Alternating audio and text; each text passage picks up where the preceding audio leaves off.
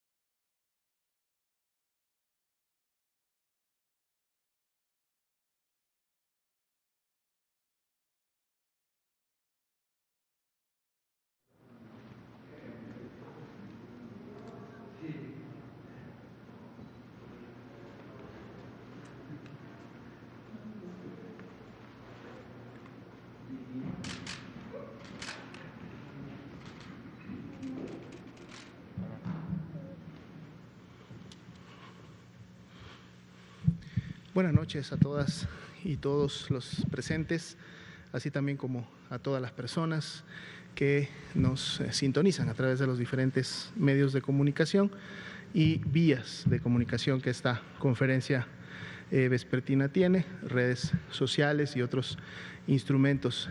Muchas gracias por acompañarnos esta noche, sean bienvenidos. Como ustedes saben, es la conferencia de prensa en donde actualizamos el comportamiento de la epidemia de COVID-19 en México. La transmitimos normalmente todos los días desde Palacio Nacional en la Ciudad de México. El día de hoy vamos a poder actualizar la estadística, los números en relación a la epidemia de COVID en el país y también el avance de la Estrategia Nacional de Vacunación. El doctor Hugo López-Gatell, subsecretario de Prevención y Promoción de la Salud, de seguro está por acompañarnos. Entonces, mientras él llega, vamos a iniciar con el primer componente que tiene que ver justo con la actualización de la estadística al corte del día de hoy, 16 de marzo del 2021. Tenemos aquí entonces nuestras dos curvas, las cuales estamos actualizando todas las noches. Es la curva de color azul y de color verde. En la de color azul van a todos ustedes encontrar distribuidas las 2.362.886 personas que al día de hoy estimamos son ya casos confirmados de COVID-19. Esta estimación la hacemos tomando como base todas las personas que han sido notificadas como casos sospechosos en la plataforma del CISBER, que dieron obviamente positivo a una prueba de laboratorio, pero que además fueron clasificadas también por asociación epidemiológica, por dictaminación clínico-epidemiológica e integramos porcentajes de positividad a aquellos que todavía no tienen algunas de estos tres antecedentes y entonces podemos llegar a este número y los distribuimos por la semana epidemiológica en la cual ocurrió o inició los signos y síntomas de su enfermedad. Y entonces eso nos permite ver para cada una de las semanas, va dibujando un contorno en la línea y entonces sabemos cómo se está comportando la misma. Veamos que para la semana número 9, que es la semana que empezamos a graficar a partir del día domingo, recordemos que estamos cursando la semana 11, pero siempre graficamos o abrimos la gráfica 2 semanas atrás. Esta es una práctica en el medio epidemiológico que se hace precisamente para evitar sesgos que tienen que ver con la notificación, con el diagnóstico, con la emisión de resultados, y entonces el comportamiento que vemos de hace o hasta 2 semanas atrás es realmente el más apegado a lo que está pasando en función de la notificación en el CISBER. Y entonces, bueno, ya veíamos que esta semana volvíamos a abrir nuevamente con un descenso, es decir, entre las semanas 8 y 9 graficadas, que para el día de hoy es de un menos 7%. Pero obviamente este menos 7% se suma a las 8 semanas previas en las que tenemos un descenso importante de la epidemia prácticamente desde que inició el 2021. De hecho, noten ustedes que el punto donde nos encontramos para el día de hoy es un punto prácticamente que se equipara con lo que observamos en su momento a mediados de septiembre, después de que en el mes de julio habíamos tenido nuestra primera ola, nuestro primer acme en México, y después de haber tenido este segundo acme, esta segunda ola, que obviamente en magnitud fue mucho mayor que la primera, estamos prácticamente en este momento regresando a los niveles más bajos que tuvimos de la epidemia en México, posteriores obviamente al primer incremento o primera ola del mes de julio. Que estas condiciones continúen o se mantengan, y lo hemos dicho en muchas ocasiones, depende precisamente del comportamiento poblacional en función de la movilidad. Estamos ante una enfermedad que se transmite de persona a persona. Entonces, si las personas incrementan la movilidad, pues obviamente una persona enferma va a tener mayor probabilidad de contagiar a una persona susceptible, es decir, alguien que no haya enfermado en los últimos meses y se haya recuperado, o alguien que todavía no tenga las 2 dosis de la vacuna y por lo tanto un esquema de vacunación completo, y entonces puede todavía encontrar a alguien que enferme y que la epidemia se mantenga activa. Y lo que hemos estado viendo precisamente en últimas semanas, prácticamente desde la semana 6, 7, 8 y actualmente la 9, es que la disminución que veíamos en semanas previas pues es menor, es decir, ese descenso, esa tendencia descendente es más lenta para efectos de la tendencia, y empezamos más bien a ver que nos vamos acercando a lo que más adelante pudiera ser más bien ya un efecto de meseta. Un efecto de meseta sería que llegaríamos a un punto en donde la epidemia no sigue disminuyendo, sino más bien ya tiene un comportamiento basal que está justo entre las personas que pueden llegar. Buenas noches, doctor López-Gatell, bienvenido.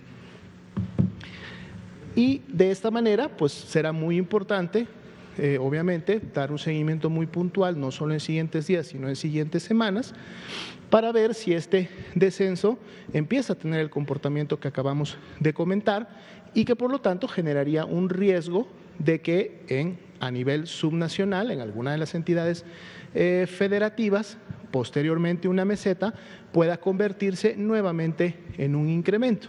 Recordemos que bajo el esquema de intervenciones del semáforo de riesgo epidemiológico, esto también es esperado. Es decir, una entidad federativa que llega a un nivel de riesgo amarillo o verde, de los niveles de riesgo más bajos, y obviamente esto es porque su epidemia está bajo control en un momento determinado o han logrado esta meseta cercana al valle, cercana a una disminución importante después de la curva, dado que todavía tenemos personas susceptibles de enfermar y si por estar en esos niveles se incrementan las actividades en los espacios públicos, se incrementa la movilidad, entonces es esperado que se incremente nuevamente la transmisión de persona a persona y por lo tanto se incrementen nuevamente los casos. Por eso lo que hemos visto hasta ahora en entidades que han disminuido de un rojo a un naranja, de un naranja a un amarillo y luego vuelven a subir un naranja y vuelven a bajar a un amarillo, llegan a un verde y luego vuelven a subir un amarillo, es un comportamiento de alguna manera esperado.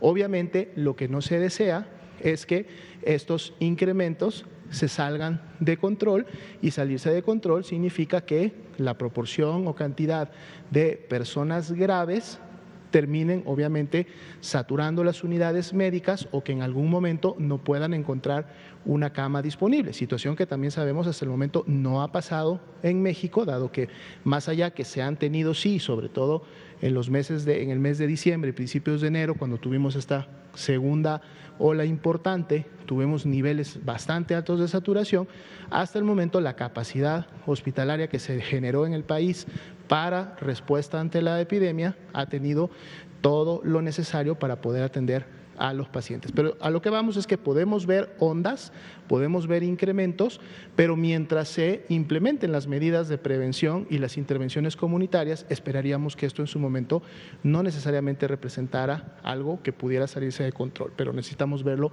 más adelante. Tenemos la ocupación nacional, no tenemos cambios en la proporción o en la media nacional al día de ayer, 24%, y bueno, la tendencia obviamente es además congruente con la carga de enfermedad, con la cantidad de casos, vemos cómo las personas que demandan camas de hospital por tener infección respiratoria aguda grave también ha disminuido de manera importante y la tendencia descendente también se mantiene en los últimos días y en las últimas semanas. Si vemos la siguiente diapositiva, enfocamos por entidad federativa, volvemos nuevamente a no tener entidades federativas con 50% o más de ocupación, es decir, todas las entidades federativas en este momento tienen menos de la mitad de ocupación de sus camas, de hecho solo 6 de ellas están entre 30 y 49% y 26 tienen inclusive menos del 30%. Esto deja 24.013 camas disponibles a nivel nacional y de ahí la ocupación nacional para este tipo de camas de 23%.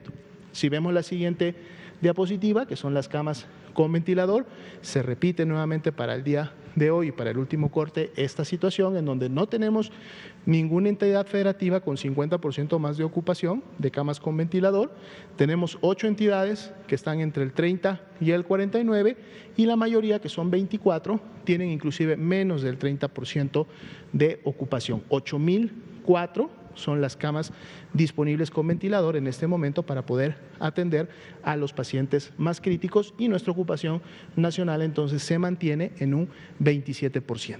Esa sería la actualización para esta noche del componente técnico. Muchas gracias, doctor Alomía. Vamos a comentar ahora el progreso de la vacunación contra el virus SARS-CoV-2, programa de vacunación para prevenir la COVID-19 en México. Recordar los parámetros generales de este programa. Fue presentado el 8 de diciembre del año pasado, arrancó el 24 de diciembre de 2020 y tiene varias etapas que están claramente definidas en las que se vacunará a población de acuerdo a su nivel de riesgo. La prioridad de manera inicial fue proteger a quienes nos protegen.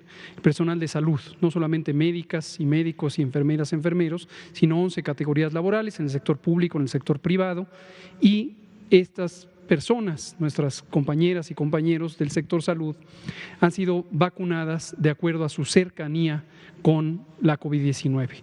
Definimos el caso de trabajadores y trabajadoras de primera línea, también de segunda línea, en el espacio hospitalario, en la atención prehospitalaria, en la atención de medicina comunitaria.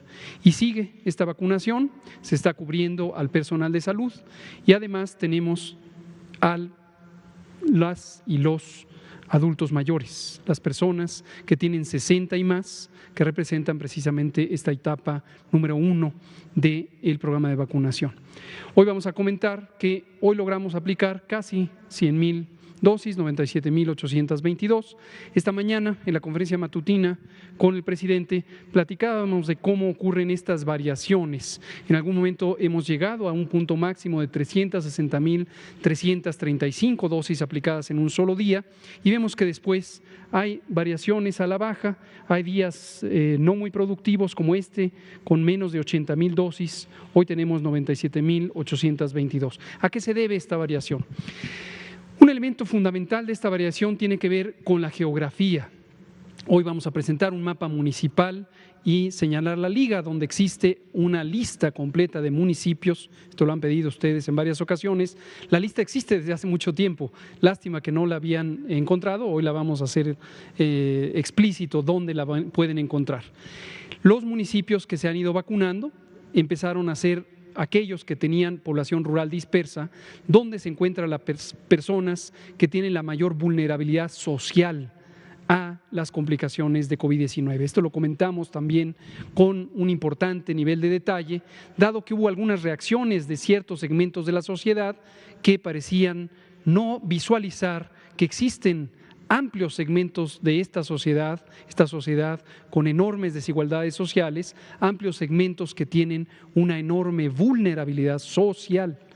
Esto lo comentamos desde que presentamos el programa en diciembre del año pasado, que priorizaríamos la protección de las personas socialmente vulnerables.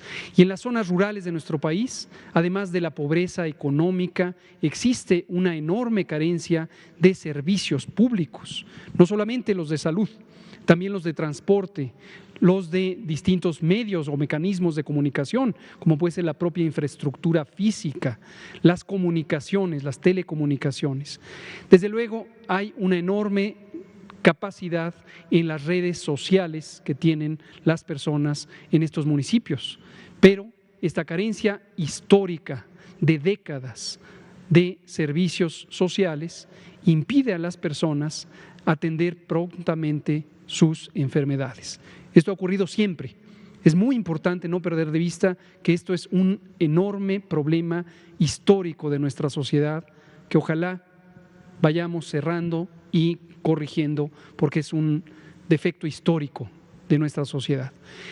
Entonces, en estas condiciones, las personas adultas mayores que viven en las regiones rurales, como lo hemos demostrado también con las estadísticas de la vigilancia epidemiológica de esta misma epidemia, pero es algo ampliamente conocido en la salud pública porque es un patrón de distribución desigual también para muchas otras enfermedades.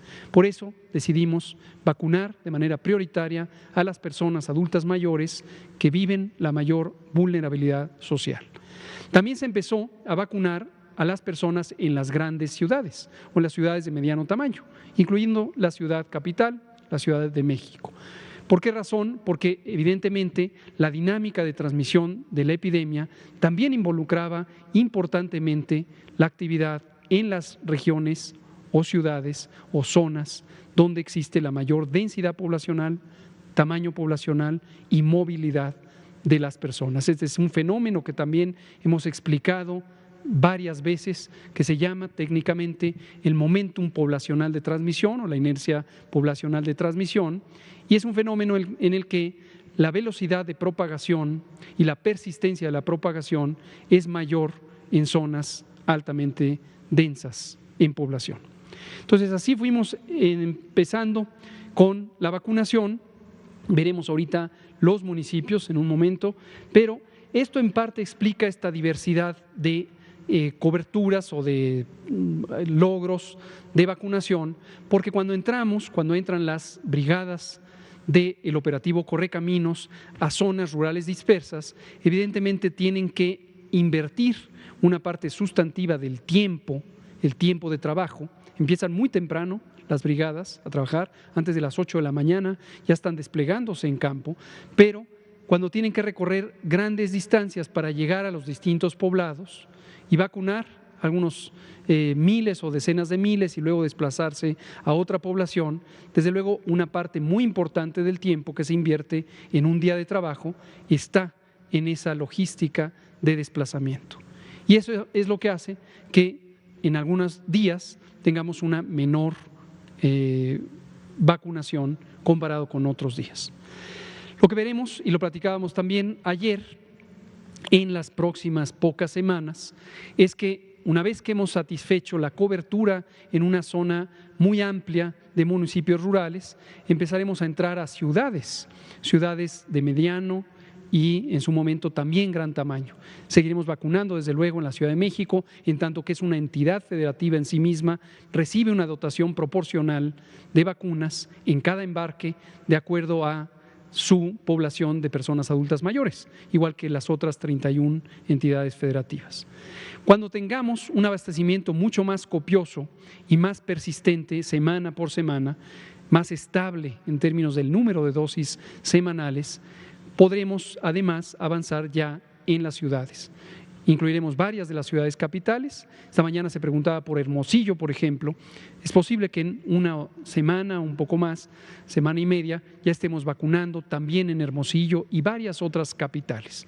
Entonces, ahí es lo que vamos a ver, que vamos a cambiar a un ritmo mucho más continuo de altas coberturas vacunales por día.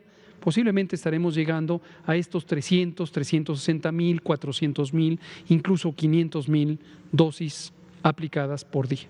Y ojalá más, pero depende mucho de la geografía y de la naturaleza de los asentamientos humanos. Vamos a ver la siguiente. En forma acumulativa tenemos ya 4.530.784 dosis de vacuna. En esta gráfica de dosis acumuladas, es semejante a cuando vemos la curva epidémica acumulada, vemos que va aumentando y siempre va a ir aumentando este número. Recordarán que varias de las fuentes de información han estado con la idea persistente de la cifra récord de casos o de defunciones. Hemos comentado aquí durante todo un año, más de un año, que cuando uno ve una curva acumulativa, siempre va a haber una cifra récord. Pero no hemos visto que estos medios de información hoy estén interesados por poner la cifra récord de vacunación. Pero se los comentamos, no lo preguntan, parecen no estar interesados en esto, siguen interesados en los casos y las defunciones. Les comentamos que esta es una cifra récord. Hoy hemos llegado al récord de 4.530.784. Quizá mañana aparezca en algunas primeras planas. Vamos a poner la siguiente. Lo que vemos es aquí qué porcentaje representa respecto a los embarques, la suma de los embarques que han llegado. Hoy fue día de embarque, recibimos varias dosis, más de 670,000 dosis de Pfizer, el número exacto vendrá en una diapositiva en unos minutos, y esto ya nos suma 7.160.250, porque el sábado próximo pasado recibimos 1 millón de dosis de la vacuna Sinovac, CoronaVac, de la empresa Sinovac, y el miércoles reciente recibimos, hace casi una semana, las dosis adicionales, 200,000 de la segunda dosis de Sputnik V. Entonces hoy tenemos 7.160.250, hemos puesto ya estas y vamos a avanzar en esta semana que se estará haciendo la distribución que hoy mismo presentaba el general secretario Luis Crescencio Sandoval. Agradecemos públicamente siempre y con mucho orgullo a nuestras Fuerzas Armadas el apoyo que dan al operativo Correcaminos con muchas actividades. Una de ellas, la distribución logística, la protección de las personas, la protección del operativo y desde luego también la propia vacunación, dado que en las Fuerzas Armadas, tanto el Ejército como en la Marina, hay un personal de altísimo nivel de competencia en sanidad militar y sanidad naval y participa también vacunando. La siguiente, por favor. Esta diapositiva, notan ustedes pocos cambios, sobre todo en estos dos segmentos. Este cambia lentamente, pero podrán ver que se actualiza. En general se ha mantenido la proporción de primeras y segundas dosis en la medida en que seguimos avanzando con primeras dosis. Ayer comentábamos con cierto detalle también sobre esta inquietud de algunas colegas en el sector salud, tanto público como privado, de la vacunación en el personal de primera y segunda línea.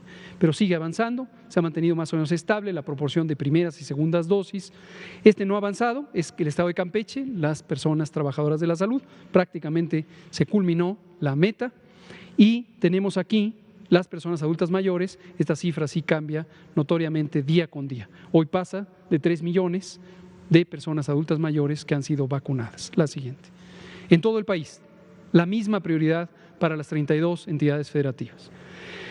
Los eventos supuestamente asociados a vacunación e inmunización, un asunto de gran importancia porque esto nos permite vigilar en México y para México y el mundo cuál es el desempeño en la vida real de las vacunas. Y es muy importante porque se espera que cualquier programa de vacunación esté asociado con reacciones del organismo humano como dolor, como fiebre, como mareo, como náusea, que son muy esperables en cierta proporción. Nuestra proporción se ha mantenido muy estable y es una proporción muy semejante a lo que se espera para cualquier programa de vacunación, muy semejante a lo que está ocurriendo en otras partes del mundo, 0.03% de eventos. La enorme mayoría son eventos no graves. Ha habido 92 casos suficientemente graves como para requerir atención hospitalaria incluso, y hoy tenemos 16 personas hospitalizadas. Noten siempre que esta cifra va cambiando y no se trata de las mismas personas, la mayoría egresan en los primeros 2 o 3 días. ¿Qué tipo de eventos ha habido de consideración? Eventos alérgicos, convulsiones en personas que ya se sabían con enfermedad convulsiva, con enfermedades epilépticas y otros. En la mayoría de los casos, prácticamente en la totalidad de los casos, excepto una compañera médica que fue la primera que tuvo un evento grave, una mielitis, no han sido de consideración, no han dejado ninguna huella permanente. Incluso nuestra compañera médica se recuperó prácticamente, pero requirió una atención mucho más especializada y avanzada. Esto es lo que podemos informar y seguimos también comentando cuando ocurren estos eventos desafortunados como el que ocurrió hace unos pocos días, ayer en la Ciudad de México, de muertes en personas de edad avanzada que son vacunadas. Y es natural tener una inquietud de si será o no la vacuna la que le causa la muerte. Y esto se analiza de manera muy rigurosa, por eso tenemos un comité médico científico de dictaminación que analiza la información clínica de las personas. En algunos casos ha habido estudios de laboratorio, en algunos casos ha habido incluso la necropsia como un recurso extremo que se usó recientemente en un caso semejante en el estado de Hidalgo. Y hemos tenido, por suerte, la tranquilidad de que los hallazgos del dictamen no sugieren una relación entre la vacuna y la causa de la muerte, y en cambio se encuentran los hallazgos correspondientes a la causa de la muerte. Es lamentable, obviamente, que las personas pierdan la vida, pero lo que es tranquilizador para el resto de la población y para el mundo es que las vacunas siguen siendo vacunas seguras y eficaces. Vamos a ver algunos detalles que comentábamos. Hoy 667.875 fueron las dosis que se recibieron esta mañana. Acudió al aeropuerto el doctor Sbarch, comisionado federal de COFEPRIS, acompañado del doctor Víctor Hugo Borja, el nuevo coordinador médico del INSABI, y también el doctor Rodolfo Lehmann, el subdirector general médico de Pemex, y la maestra Olga Piña Gutiérrez, comisionada de Operación Sanitaria de COFEPRIS. Recibieron este embarque y este embarque llegó al aeropuerto de la Ciudad de México, a Guadalajara, a Monterrey y a Querétaro, como ha estado ocurriendo ya con los embarques de Pfizer-BioNTech, que llegarán todos los martes por varias semanas más. La siguiente, por favor. Aquí está la actualización. Esta es la suma actualizada de las vacunas de Pfizer-BioNTech. Lo otro no ha cambiado desde lo que comentamos ayer. Esta es la suma total, 7.160.250. Y un recordatorio que hacemos todos los días es, bueno, antes del recordatorio, aquí está el mapa municipal. Por favor, vacunacovid.gov.mx. Este sitio web es parte de la arquitectura de los sitios web de coronavirus.gov.mx. Hay ligas cruzadas para acceder a uno y otro, pero por favor, hemos concentrado aquí la información sobre la vacunación COVID. Eso incluye un mapa, no es este mapa, estamos trabajando sobre la calidad de los mapas, es un mapa basado en Google, pero donde pueden ustedes ubicar las poblaciones en donde se ha hecho la cobertura. Esta mañana hablaba el presidente de cerca de un poquito más de 1,000 municipios. Esto se refiere al conjunto de municipios donde ya se ha trabajado la vacunación. Estos 775 es donde ya se ha logrado la cobertura de personas adultas mayores. Aquí están pintados y lo que pueden ustedes ver es la distribución relativamente homogénea en todo el territorio nacional, lo que refleja la idéntica prioridad de todas las 32 entidades federativas. Y como han comentado mis colegas, el doctor Alomía, el doctor Ruy López Ridaura, el doctor Ricardo Cortés, en los días recientes, la decisión específica sobre qué municipio sigue se toma con un conjunto de criterios que tienen que ver con la necesidad, que depende de la cantidad de personas adultas mayores que residen en cada municipio y en cada entidad federativa, la factibilidad, que depende de cuánta vacuna llegó y las características de cada vacuna. Es mucho más complejo utilizar la vacuna en condiciones de alta refrigeración o de congelación para las zonas rurales dispersas que las vacunas que no requieren refrigeración. Pero esto no nos ha limitado porque tenemos ya una red de ultracongelación bastante amplia con la ayuda de la Secretaría de Educación Pública y en particular de la Subsecretaría de Educación Superior. Hemos tenido acceso a una red de más de 450 ultracongeladores. La red, de hecho, es en este momento mucho más amplia de lo que hemos necesitado utilizar, pero ya la tenemos. Y agradecemos al subsecretario Luciano Concheiro, desde luego a la secretaria Delfina Gómez y también a la ANUYES, a la Asociación Nacional de Universidades e Instituciones de Educación Superior, y a todas y cada una de las instituciones de educación superior públicas y algunas también privadas. Aquí está la descripción municipal. Por favor, tengan a bien revisar el sitio. La siguiente. El mensaje de todas las noches: espera tu turno, espere usted su turno, de usted o de tú, de las ambas modalidades. Pedimos tener paciencia. Es claro, es completamente legítimo que las personas ya quieran tener la vacuna, pero la vacuna llegará. Hay vacunas para todas y todos, como ya lo hemos comentado múltiples veces y mostrado con los datos de lo que se ha contratado. Llegará y en tanto llega hay que mantener las medidas de protección que ya son conocidas para que las personas no se vayan a infectar de SARS-CoV-2 y padecer COVID antes de tiempo. Vamos a abrir a preguntas y respuestas. Vamos a empezar. Ayer nos quedó, bueno, está aquí Arturo Contreras, ayer le dejamos sin la palabra a Andrea Pastrana. Por favor, gracias, pie de página, seguro. Gracias, Arturo Contreras, de pie de página. Esta semana se cumple un mes de que se empezó a aplicar la vacuna de AstraZeneca, ¿no?, en la Ciudad de México. Sí. Pues han anunciado que hasta el 23 de marzo, ¿no?, a finales de este mes, se van a tener las primeras dosis embotelladas en México. Entonces, a ver si las personas que fueron vacunadas van a tener que esperar 2 meses para que se les vuelva a vacunar, ¿no?, y si eso está bien dentro del plazo admitido para la vacuna. Y nos ha preguntado mucha gente por redes sociales si hay alguna manera de hacerse una prueba para saber si son afines a tener algún tipo de reacción a la vacuna. Correcto. ¿No? Hay mucha gente que tiene mucho miedo y dice, bueno, ¿qué tal que hay alguna manera de saber?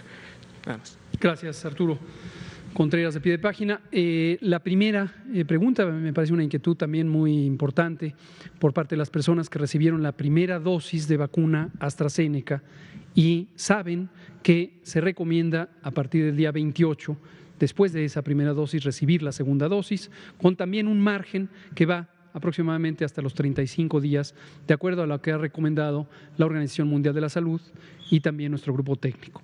La respuesta, espero, tranquilizadora es no tienen que esperar, desde luego, 2 meses, porque si bien es cierto que las vacunas AstraZeneca envasadas en México se espera que estén listas para liberarse a finales del mes o casi durante el mes de abril, la compra que se hizo por parte de Birmex consiste en las 870,000 dosis que fueron utilizadas y otro abastecimiento de 1.2 millones de dosis que estarán próximas ya a llegar. Posiblemente en un par de semanas llegarán este segundo abastecimiento y justamente fue contemplado para que se utilizara en la segunda dosis más primera dosis del remanente, la diferencia entre 1.2 millones y los 870,000 personas que fueron vacunadas. Respecto a pruebas para saber si puedo o no recibir determinada vacuna, no existen tales pruebas, no existe una situación específica en donde se puedan hacer pruebas para saber cuál es la vacuna para la que es elegible cada persona.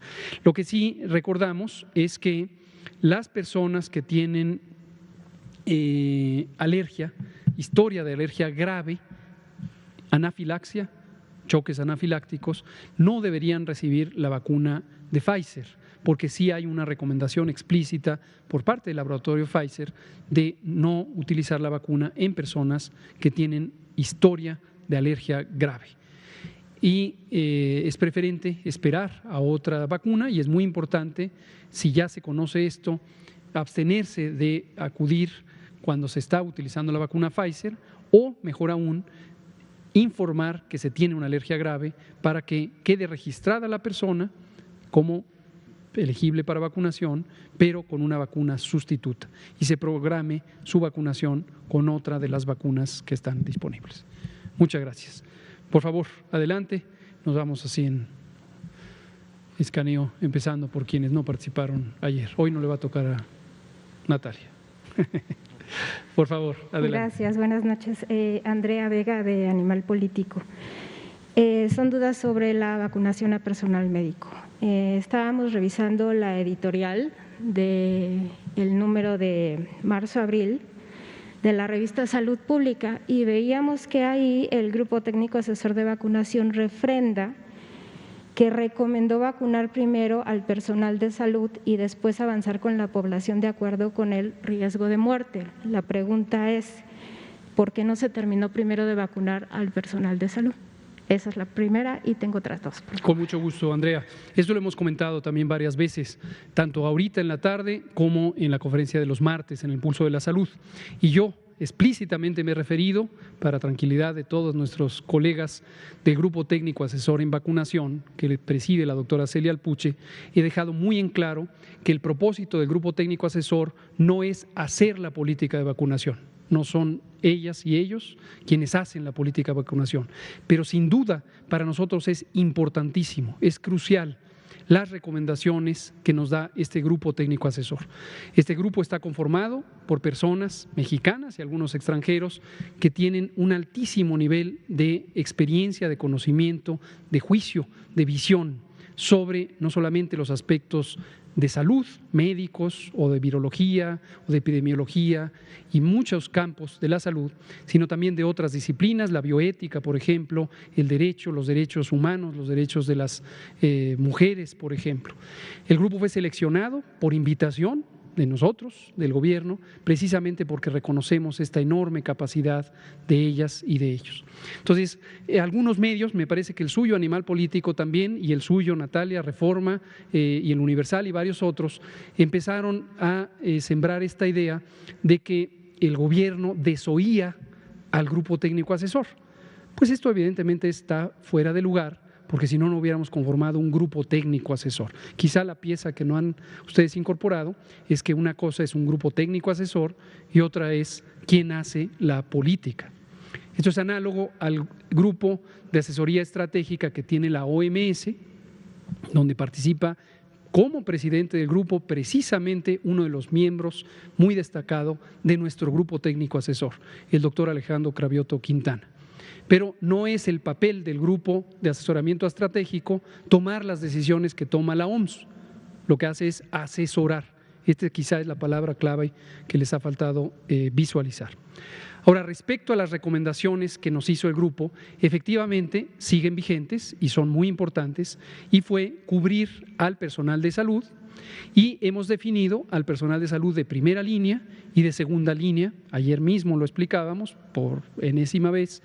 Y esta calificación o nomenclatura, dejamos muy en claro, no tiene nada que ver con niveles de preferencia, tiene que ver con cercanía con la experiencia de riesgo COVID. Y tenemos también otros elementos de la población de enorme importancia por cubrir, como son las personas adultas mayores. Entonces, las consideraciones finales que se toman en cuenta para definir la política incluyen y siempre van a incluir las recomendaciones del grupo técnico asesor, incluye la realidad de cómo, cuándo y a qué velocidad van llegando las vacunas, incluyen los elementos de logística de vacunas, incluye los elementos que acabo de enfatizar una vez más de la vulnerabilidad social relacionada con la pobreza, las desigualdades socioeconómicas, la carencia de servicios, incluye la necesidad de activar diversos elementos de la vida pública que tienen que ver con derechos fundamentales, como el derecho a la educación. Varios países están en este momento también buscando utilizar a la vacuna como un elemento que represente un mecanismo crítico para activar el derecho a la educación pública. Todo esto lo hemos venido explicando, pero con mucho gusto lo volvemos a explicar siempre que haga falta. Sí, que lo he explicado varias veces, pero quizá no ha quedado claro porque no se ha explicado muy claramente. Bueno. Y las dudas siguen ahí, no tanto de nosotros los médicos, que son los que están atendiendo al personal, pues son los que tienen la inquietud, ¿no? Todavía, digo, no se trata de atender lo que nosotros queramos. Ellos están preguntándose cuándo les toca su vacuna. No se sabe por qué no se determinó de vacunar al personal de salud. Nos dicen, por ejemplo, los médicos de hospitales privados que no les han dado fecha y nadie les da fecha. Entonces, ¿por qué no se ha terminado de vacunar a los médicos? ¿Y cuándo se les va a vacunar a los de hospitales privados? Ayer, le consta aquí a Natalia, quien lo preguntó, dedicamos un buen tiempo a eso. Lo preguntó Juan Hernández de Grupo Cantón. Ayer dedicamos también, pero lo volvemos a explicar.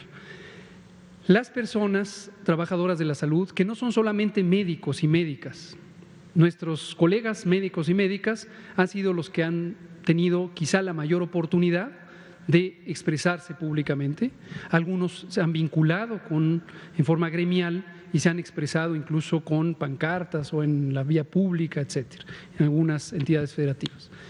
Pero también hay otras 11 categorías laborales, por ejemplo los camilleros, por ejemplo las recepcionistas, por ejemplo el personal de laboratorio, por ejemplo las personas inhaloterapeutas, los técnicos de rayos X, etcétera, que participan en la esfera clínica, es decir, la práctica de atención a las personas COVID. Y de estos conjuntos de personal tenemos identificadas las unidades COVID, mayormente son públicas, casi, no diría que ninguno porque ha habido varios, pero pocos comparativamente. Si tomamos el conjunto de unidades de salud privadas y el conjunto de unidades de salud públicas, es muy claro que la proporción de establecimientos que deliberadamente atendieron COVID en el sector público es mucho más grande que en el sector privado. Ayer mencionábamos corporaciones hospitalarias que decidieron no atender COVID, punto. Decidieron en sus hospitales no se atiende COVID, por razones varias que no viene al caso ahorita comentar. Y en este momento que ya está la vacuna, lo que hemos encontrado es un conjunto muy heterogéneo en el sector privado particularmente de personas con distintos grados de cercanía a el riesgo de exposición al virus SARS-CoV-2. En varios casos se ha podido documentar que las personas están en cercanía con la unidad clínica que atiende COVID y son los elementos que han sido ya vacunados. No se limita ahí, seguimos todavía ampliando la cobertura tanto en el sector público como en el sector privado, como lo acabo de mencionar también con la diapositiva. También ayer relatábamos, ya un poco fuera de la conferencia, ya nos hemos acostumbrado a la post-conferencia, de experiencias donde tuvimos que algunas, no sé si llamarles corporaciones, pero digamos grupos empresariales relacionados con la práctica de la atención, por ejemplo las farmacias vinculadas a, consultorios vinculados a establecimientos de farmacia, nos presentaron algunas listas de solicitud de vacunación y en las primeras exploraciones encontramos listas que estaban o desactualizadas o incluso infladas con personal en el que no se podía verificar que estaba atendiendo COVID. Entonces ha sido complejo en el sector privado tener listas claras, listas depuradas, listas actualizadas y desde luego esto es un reto. Ayer preguntaban las compañeras qué se puede hacer. Seguimos pidiendo la colaboración, más que la protesta, la colaboración de quien puede integrar listas claras, listas definidas, que nos permitan saber la equivalencia de la exposición al riesgo COVID en el sector privado con la misma claridad que lo tenemos en el sector público. Muchas gracias, Andrea. Adelante.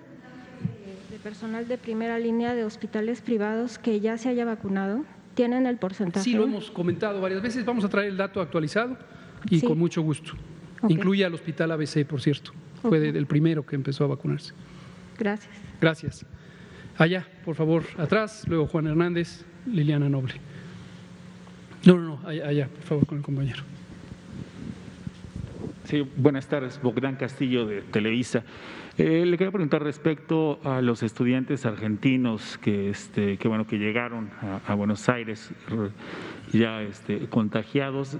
No sé si ya se tiene por parte de la Secretaría de Salud datos de laboratorio por un lado y por el otro, estos estudiantes argentinos ¿se contagiaron en Argentina y viajaron a México o bien se contagiaron en Cancún y viajaron a Buenos Aires? No sé si ya tengan ese dato preciso. Muchas gracias. No, cuando lo tengamos vamos a dar un informe detallado.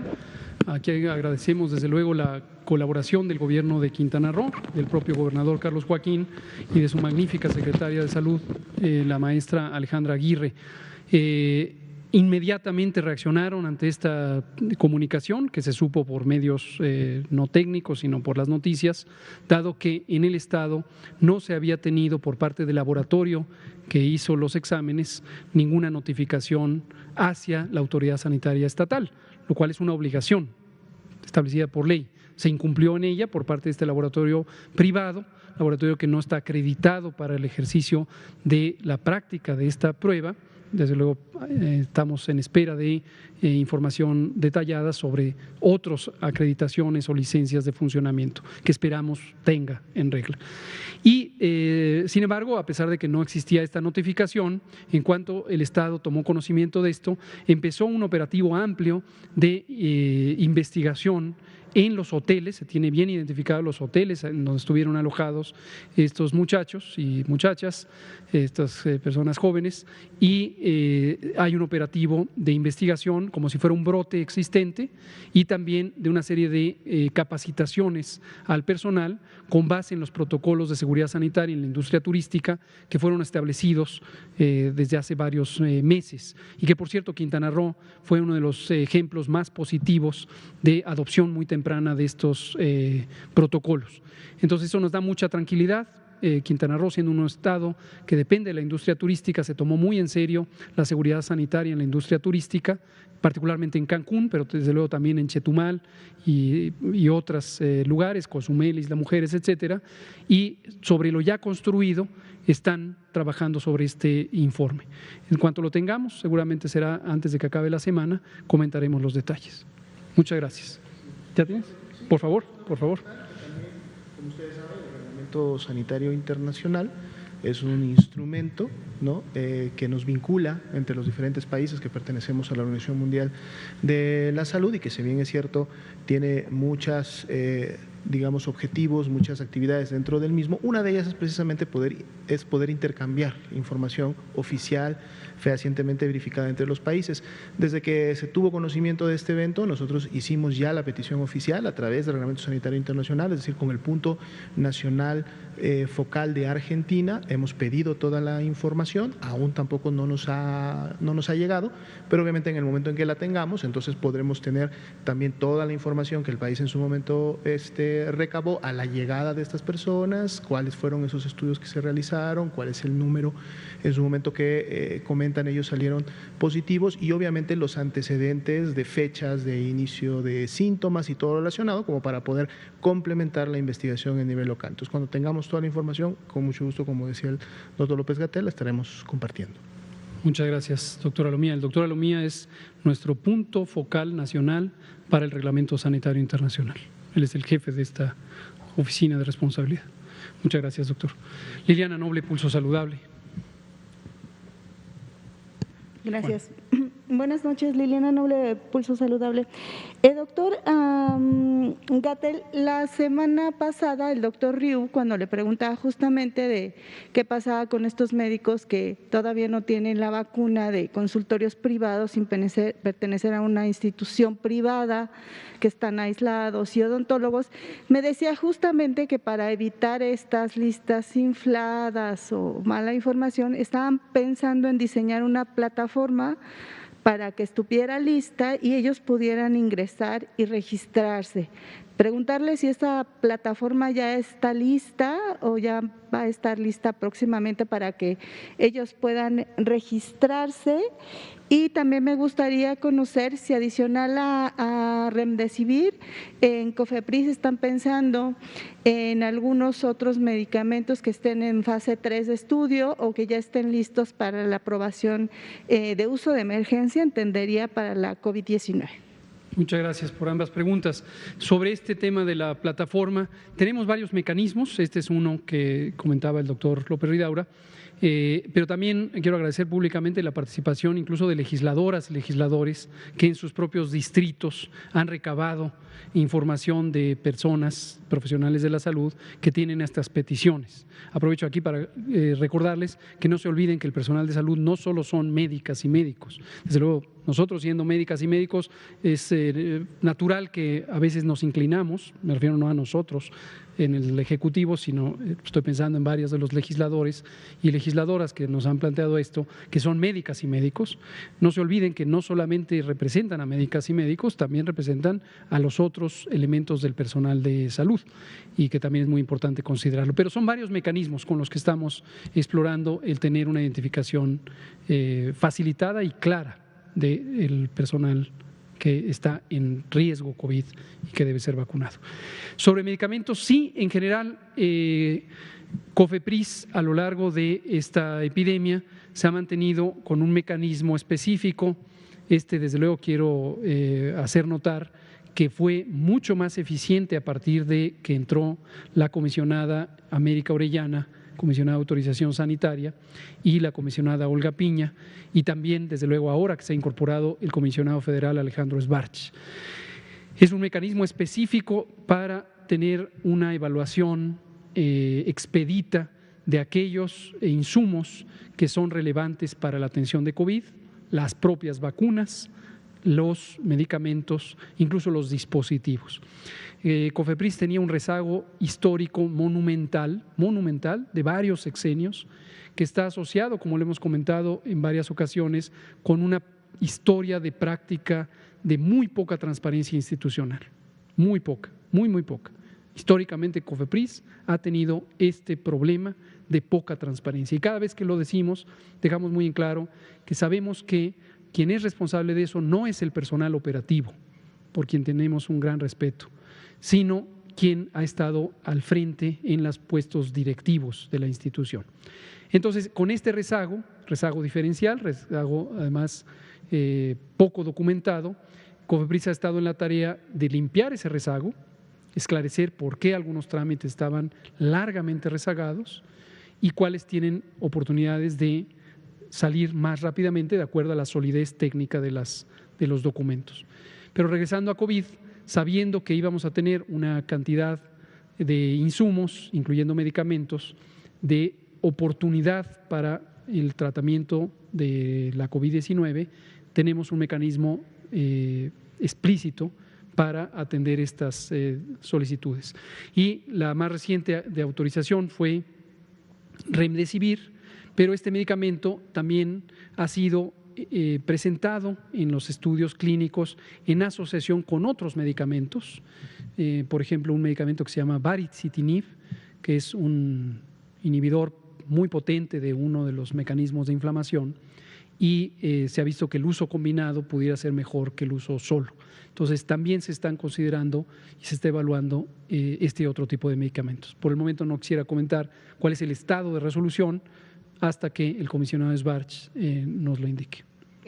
Y finalmente, doctor, me comunican que en el municipio de Tlaltizapan, de Zapata, en Morelos, el ayudante de la presidencia municipal de este pequeño lugar, municipio, se llama Omar Pérez Jiménez, les dijo a los adultos mayores que la Jornada Nacional de Vacunación, que no se hicieran ilusiones, que la Jornada Nacional de Vacunación terminaba el 24 de marzo y que no iba a haber vacuna para ellos.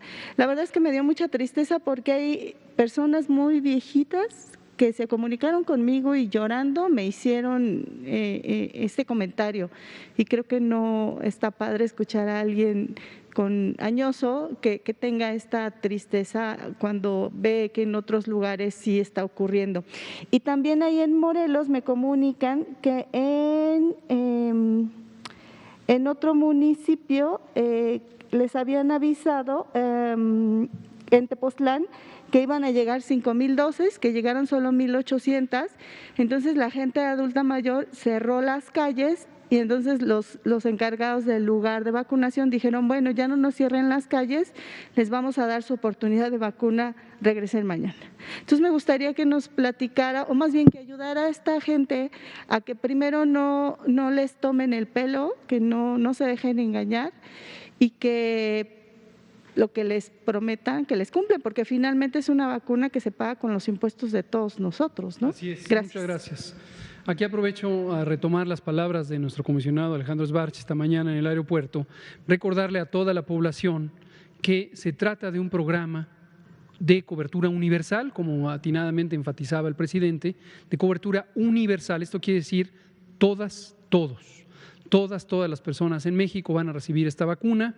Se ha comprado, se ha contratado ya, en algunos casos ya comprado, en otros contratado para que sea entregada y cuando se entregue será pagada la vacuna para todas y todas las personas en México, de modo que no importa dónde viva usted, en cualquier lugar, Tlaltizapán, Morelos, Tepoztlán, Morelos o cualquier lugar, en cualquier entidad federativa, le va a tocar la vacuna.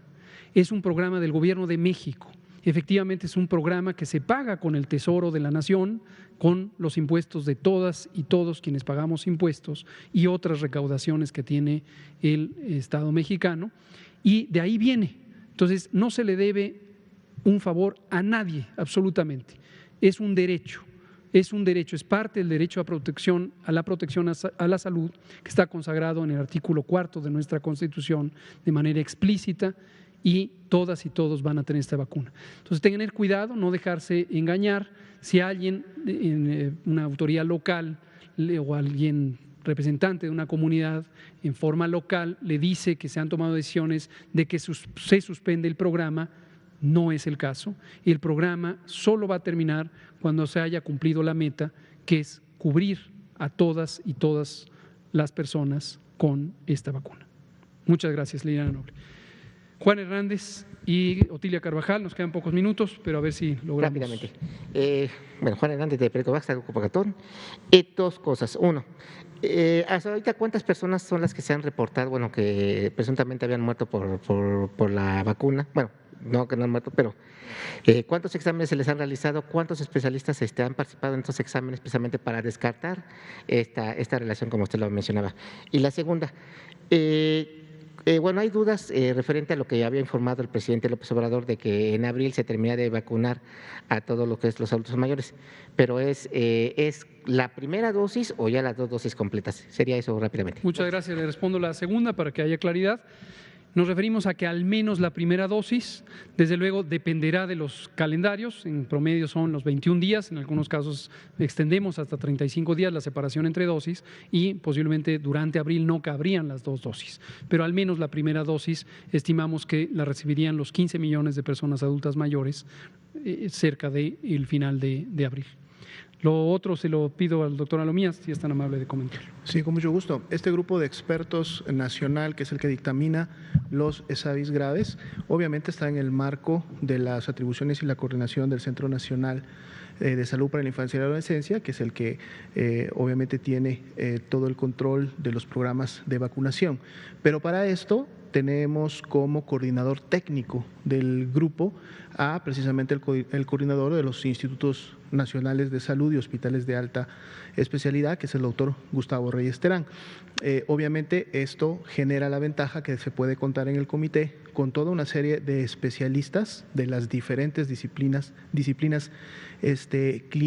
clínicas, en donde de estos institutos nacionales de salud y hospitales de alta especialidad están participando para cada uno de los expertices que se requieren. Están participando infectólogos, están participando geriatras, están participando cardiólogos, están participando neurólogos y prácticamente en un momento o para efectos de una dictaminación y por sus necesidades podrían participar tantos especialistas o en su momento la necesidad específica que se tuviera en base a la dictaminación. Pero también, obviamente, participan, y esto es importante, los médicos, los clínicos que atendieron los casos en cada una de las entidades federativas. Ellos son los que presentan los casos en base a la revisión del expediente clínico, los que atendieron a las personas exponen todo lo que observaron, cuáles fueron los resultados de los estudios de laboratorio, de los exámenes de imagenología, los diagnósticos que se integraron, y entonces obviamente se lleva a este ejercicio y a este consenso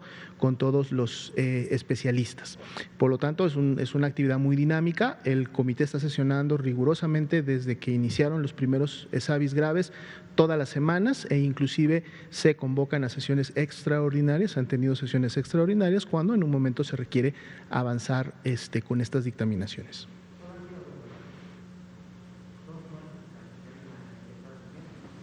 No, hasta el momento tenemos ya dictaminadas 9 defunciones que la dictaminación ha sido muy clara, que no hay ningún tipo de causalidad ni relación a la vacuna, es decir, son defunciones que lamentablemente han ocurrido, pero que son coincidentes con el antecedente vacunal. Súper. Pues muchas gracias. Otilia, disculpe, ya no nos va a dar tiempo de atenderla, pero si quiere mañana. Aquí aprovecho, nuestro comisionado, el doctor Alejandro Sbarch, ya me está dando noticias sobre lo que preguntaba Liliana Noble, que efectivamente hoy sesionó el Comité de Moléculas Nuevas sobre baricitinib y dio una opinión favorable. Me está ya recomendando que lo anunciemos. Hay una opinión favorable del Comité de Moléculas Nuevas.